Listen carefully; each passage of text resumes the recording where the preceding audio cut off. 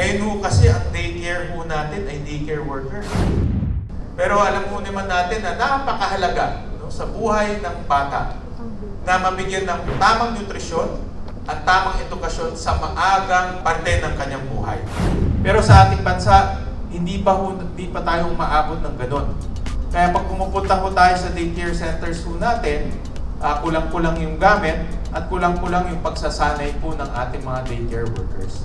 Kaya meron nung kaming inihain na patas ngayon na palalakasin po ang early childhood care and development. At kakailanganin ho namin ng mas marami pa ng mga nag-aral po ng early childhood education na katulad po ninyo. Pagdating naman po sa special needs, ito napakahalaga po. Ito yung mga pagbibigay edukasyon po sa mga batang may kapansanan.